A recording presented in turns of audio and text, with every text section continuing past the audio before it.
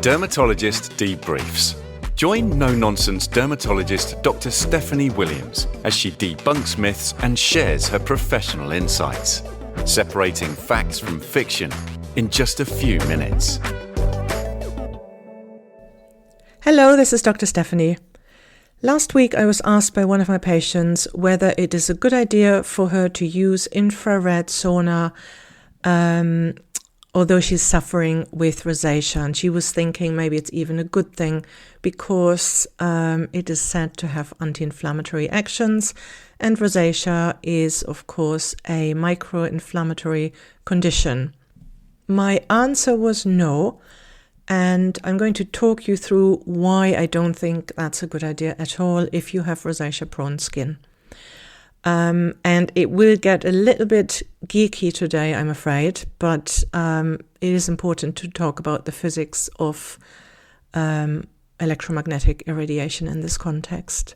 So first, let's start with what is infrared light, and also what is the difference between infrared sauna and infrared LED light.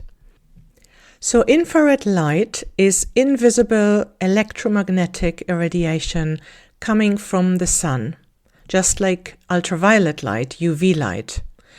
However, in contrast to UV light, infrared has wavelengths that are longer than visible light.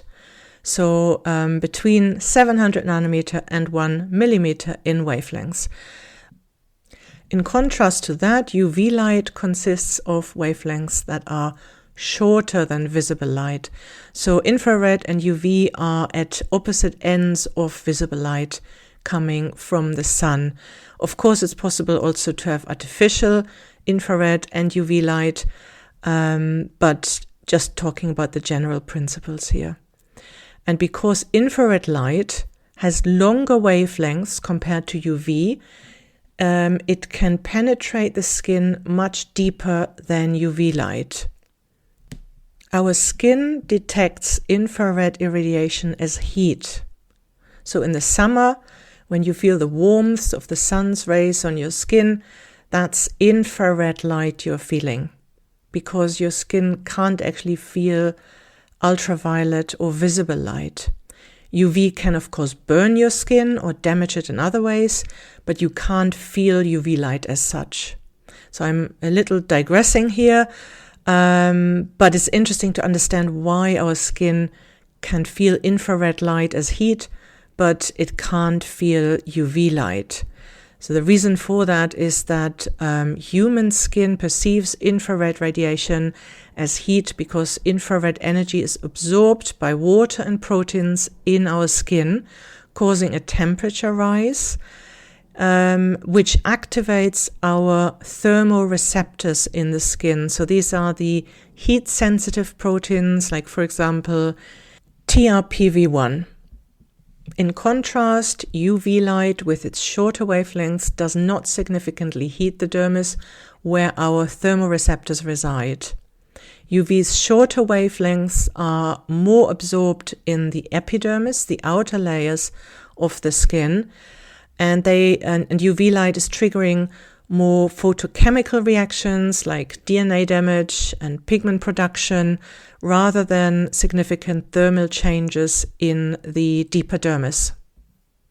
So now you may be asking, but why is sunburn, which is caused by UV light, hot and painful?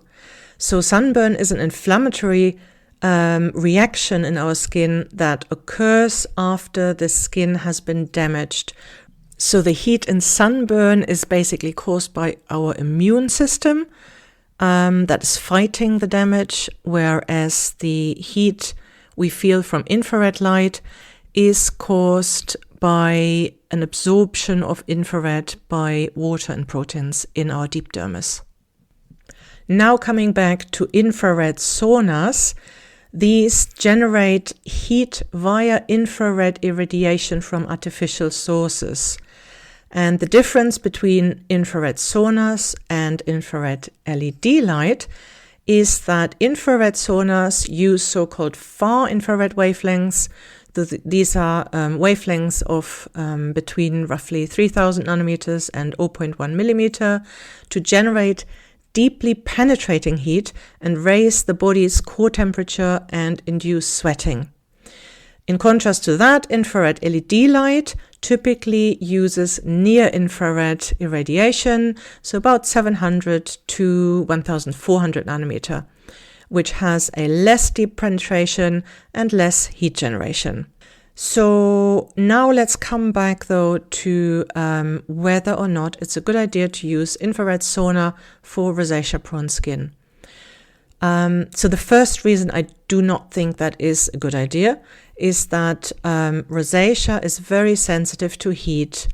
And we've just heard that infrared saunas generate heat. That's actually their mechanism of action, one of them. So they increase the skin's temperature and blood flow, which can definitely lead to a worsening of rosacea.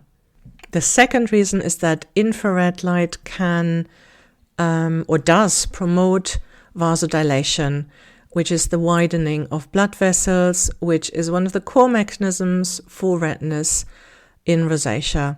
So both of these reasons, the generation of heat and the widening of blood vessels, mean that it's not a good idea to use infrared sauna if you're suffering with rosacea. In contrast to that, near-infrared LED light isn't such a big problem in my personal opinion, although I would still avoid it. So I'm actually not a big fan of near-infrared light for the skin in the first place, but that's probably a topic for a different day. So in summary, the disadvantages of infrared sauna outweigh the potential benefits in rosacea-prone skin, so I would advise to avoid it. I hope this makes sense, and I will speak to you again soon.